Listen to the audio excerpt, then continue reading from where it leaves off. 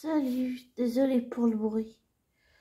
Je vais pas parler trop fort parce que avec le couple, il y a sûrement les gosses qui dorment en bas. Enfin, je veux dire dans l'autre appartement. Alors je veux pas parler trop fort ce soir. Comment on veut dire ça?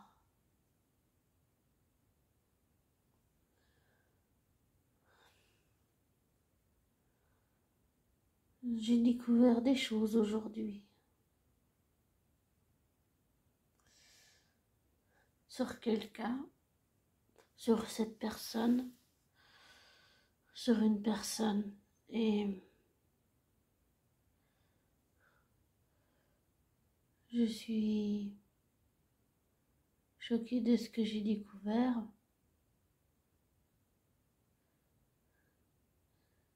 Et je crois aussi que...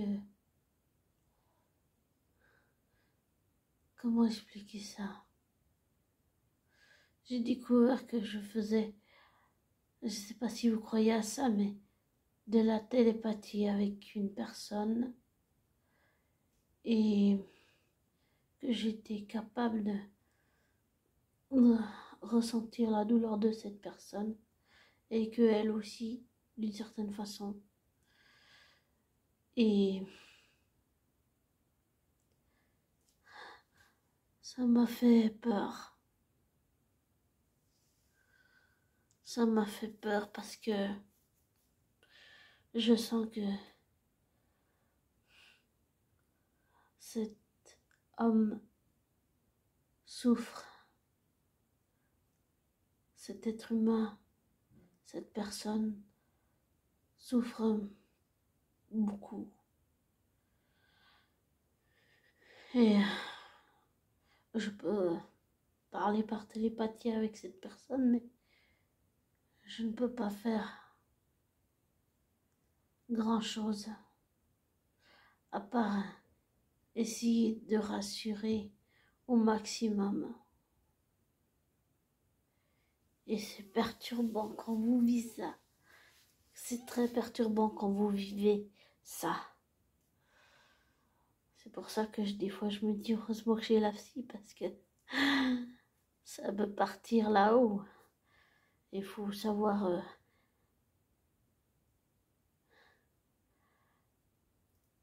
rester les pieds sur terre quand même. C'est important. Et j'ai aussi fait une grosse connerie. J'ai sous-estimé le lien émotionnel, le lien télépathique, le lien énergétique qu'il y a entre moi et cet homme, cet être humain, cette personne.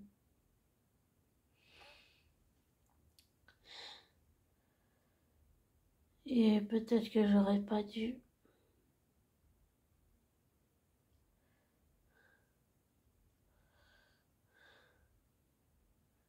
J'aurais peut-être pas dû.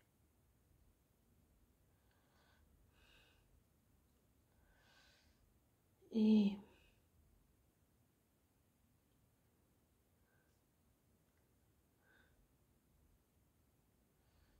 ce qu'il est en train de vivre, je l'ai déjà vécu. Quand on fait de la télépathie avec quelqu'un, puis qu'on se rend pas compte d'abord, puis qu'on finit par comprendre, on a l'impression de devenir fou ou folle et de perdre la tête. Et on cherche une explication rationnelle à ce qui est en train de nous arriver. Mais je peux dire par expérience personnelle, après chacun sa vision des choses sur la télépathie, mais je peux dire par expérience que, enfin, juste pour moi, pas pour les autres, forcément, peut-être pas, mais juste pour moi, je peux dire que j'ai cherché et j'ai pas trouvé d'explication rationnel, désolé pour le bruit, au fait que je fais de la télépathie avec cette personne. J'ai cherché, mais j'ai pas trouvé. Et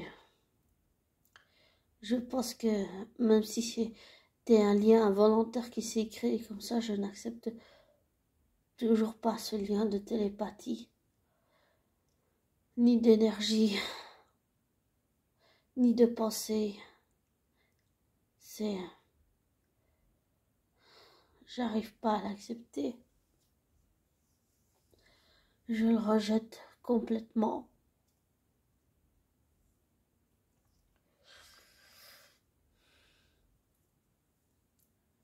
Pourtant, je sais que cette personne a peur parce qu'elle est en train de vivre ça et que ça lui fait peur. Et j'essaie de rassurer cette personne au maximum, mais je sais pas si ça peut suffire. La télépathie, c'est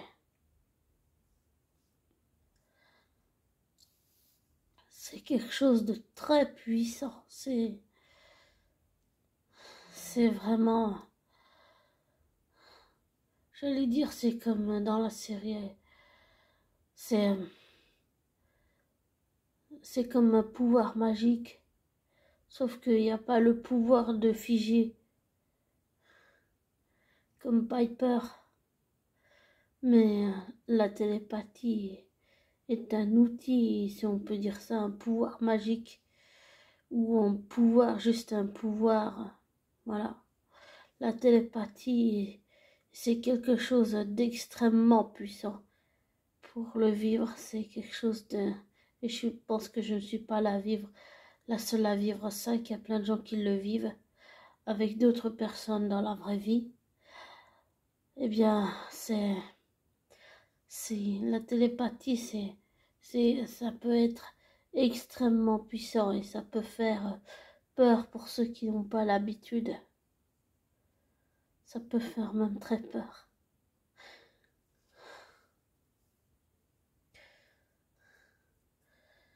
Et l'autre soir où je pleurais, c'est parce que je sens la souffrance de cette personne. Et je la sentais, c'était fort, c'était vraiment très fort. Et je pensais pas que vivre ça, et je pense que je ne suis pas la seule, et qu'il y a plein de gens qui le vivent aussi.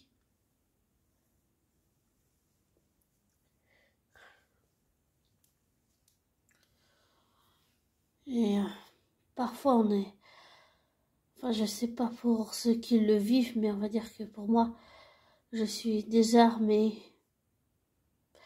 J'essaie de rassurer cette personne au mieux, mais je suis désarmée. Je suis désarmée. Pourtant, j'essaie de la se rassurer comme je peux, de mon mieux possible.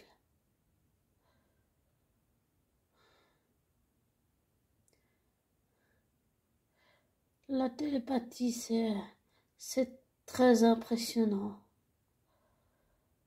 Même si maintenant ça fait assez longtemps que je le fais, je crois que dans le fond, je ne me suis pas habituée. Et je n'accepte pas ce lien créé involontairement avec cette personne. Je pense que je suis dans le déni. Je n'accepte pas ce lien et j'ai déjà essayé de le couper de toutes les façons possibles. Et à chaque fois que j'ai tenté de couper ce lien, ça a fait comme avec ma flamme jumelle, bien que ce soit deux personnes différentes. Ça a fait comme avec ma flamme jumelle, même si la situation est différente. À chaque fois que j'ai tenté de me débarrasser de ce lien énergétique et télépathique et émotionnel et énergétique avec cette personne, à chaque fois la vie a fait en sorte de me ramener dans la vie de cette personne qui ne me connaît pas et que je ne connais pas dans la vraie vie. Et ça, c'est perturbant, oui, c'est perturbant. Oh, faut faire attention quand même. Faut faire attention. Certaines fois où c'est arrivé, c'était arrivé involontairement, mais ça peut arriver avec, si on peut dire aussi, des personnes peu recommandables. C'est arrivé une fois, oui, c'est arrivé. C'était avec, c'était avec une personne dangereuse. Il me suffit d'avoir la personne en face de moi ou la photo de cette personne et le lien énergétique et télépathique qui se crée comme ça. Après, chacun sa façon de faire, chacun sa façon de voir les choses différemment de la mienne, que je respecte. Et comme tout être humain, je suis contradictoire et j'ai mes défauts, j'ai mes travers, j'ai mes qualités.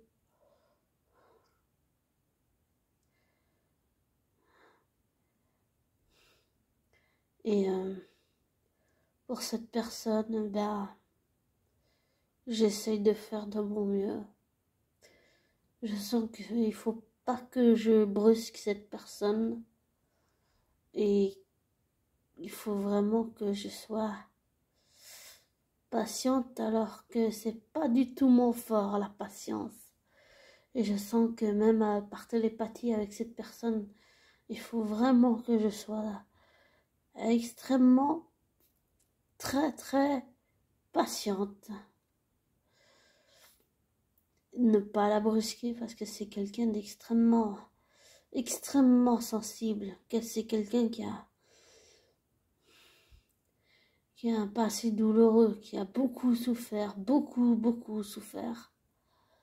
Je ne connais pas la personne, elle ne me connaît pas, mais là je dis les choses intuitivement. C'est quelqu'un qui a beaucoup souffert, beaucoup.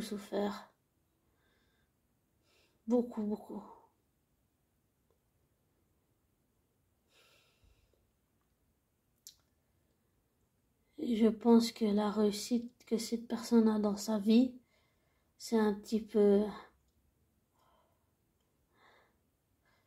une revanche de toutes les personnes qui lui ont fait du mal, toutes les personnes qui n'ont pas cru en cette personne. Tout ce qu'on a dit à cette personne qui l'ont blessée, vraiment blessée, parce que les mots peuvent être une arme redoutable et ça peut vous faire perdre confiance en vous quand vous êtes avec des personnes toxiques. Ça c'est sûr. J'ai vraiment le sentiment intuitif qu'il a été confronté à des personnes. Ça l'a écorché vif, quoi. Ça l'a écorché vif, là. La baie est béante. Et elle est très douloureuse, vraiment très douloureuse. Et en tout cas, j'espère que je peux faire de mon mieux. Et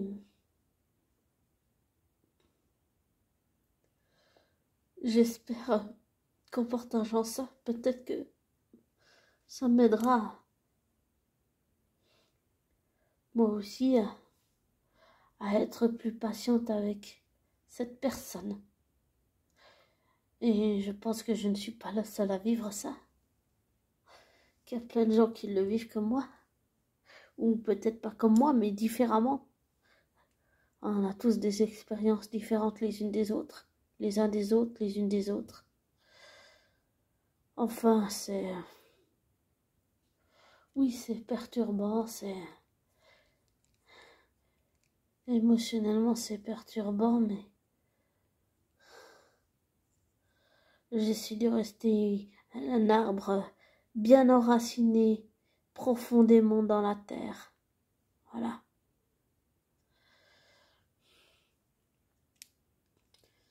Et j'essaye d'insuffler à cette personne qui se bat en ce moment et qui souffre le courage de se relever, le courage de continuer, si on peut dire,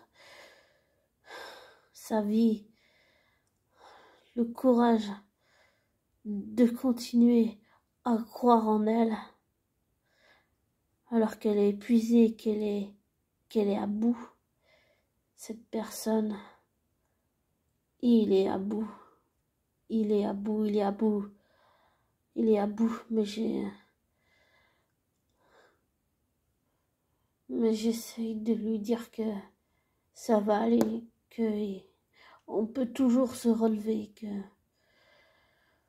sans donner de faux espoirs ni de faux semblants, que dans la vie on peut arriver à se relever.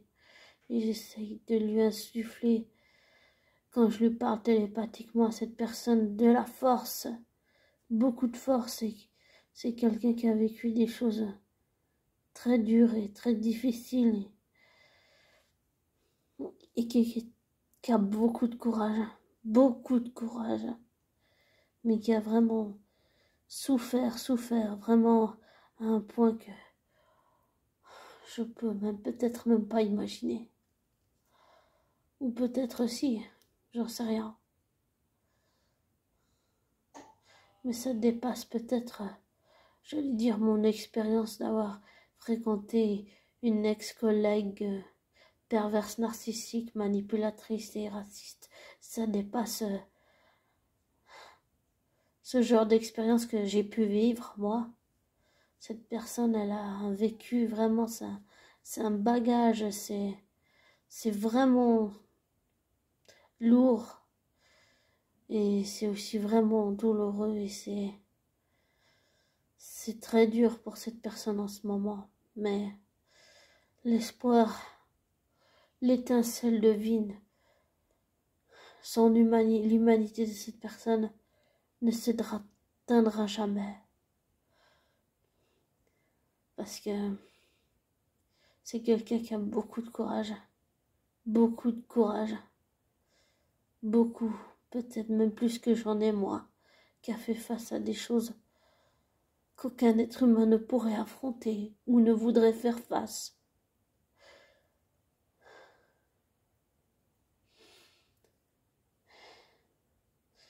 Désolée si ça me touche, mais je peux pas rester insensible à ce que cette personne, même si je ne connais pas son passé, je ne peux pas rester insensible à ce qu'elle a vécu.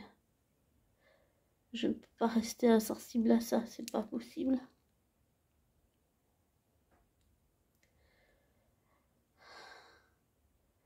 Et ça me fait mal que cette personne ait dû passer par autant d'épreuves pour pouvoir se relever.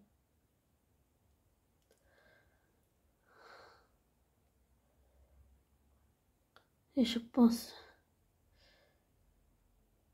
qu'il faut qu'elle se relève.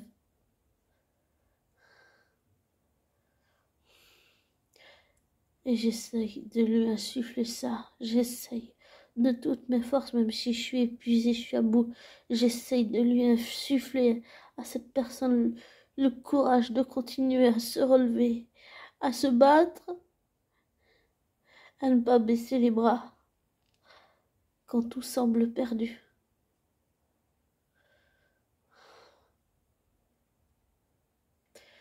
Et je me sens impuissante aussi, et le fait que cette personne, pas seulement qu'elle ait peur, mais aussi qu'elle souffre de ce qu'elle est en train de vivre.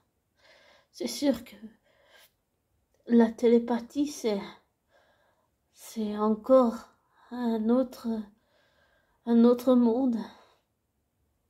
C'est autre chose.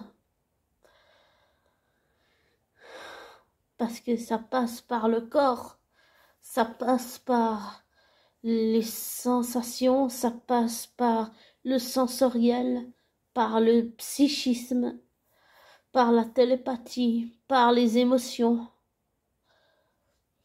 Et quand je dis par le physique, ça veut dire que physiquement, je ressens la douleur de cette personne, je ressens la souffrance de cet homme. Je la ressens et ça me fait mal qu'il ait dû autant souffrir. Et ça veut dire que cette personne, elle ressent aussi mes émotions. Mais comme j'ai dit, je ne la connais pas. Cet homme ne me connaît pas et je ne le connais pas. Voilà. Et j'espère que ce partage a quand même un petit peu aidé pour ceux qui le vivent aussi. Pour tous ceux qui le vivent. Et que je pense que je fais aussi cet audio pour cet homme. Et je pense aussi que je fais cet audio pour vous. Et que je le fais aussi pour moi. Parce que vraiment, c'est dur. Psychologiquement et émotionnellement, c'est dur.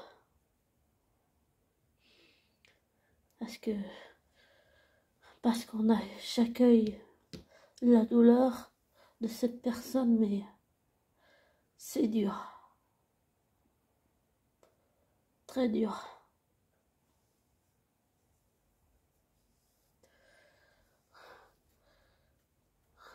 J'ai juste envie que cette personne se relève, aille mieux un jour.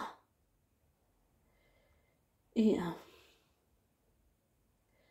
que tous les traumatismes et toutes ces plaies béantes, qu'elle prenne le temps de les guérir. On ne peut pas enfouir tout sous le tapis, ça ne fait que ressurgir après. Le mieux c'est de stopper et de prendre le temps de guérir. Ça, c'est important pour aller mieux.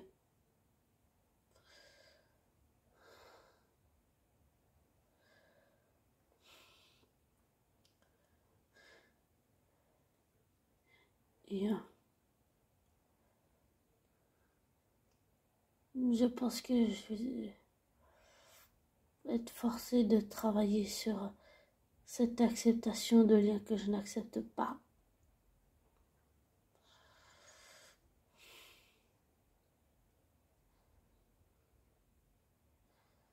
Pour aller mieux aussi. Voilà. Désolée si c'était un peu déprimant et triste, mais j'avais besoin de partager ça parce que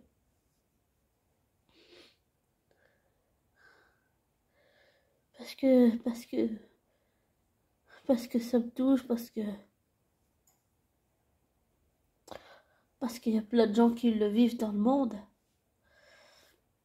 et parce que on peut toujours s'en sortir. J'ai envie de donner à cette personne qui est au bout du rouleau, j'ai envie de lui donner de la force et j'ai envie de lui insuffler surtout la force de continuer sa route et de se relever.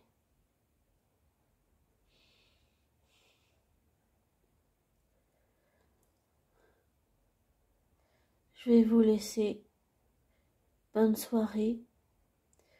Et pardon pour le craquement. J'ai des fois les os qui craquent.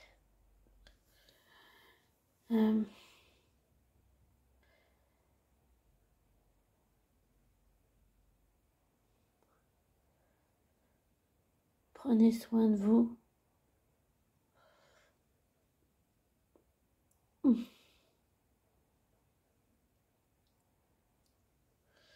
Et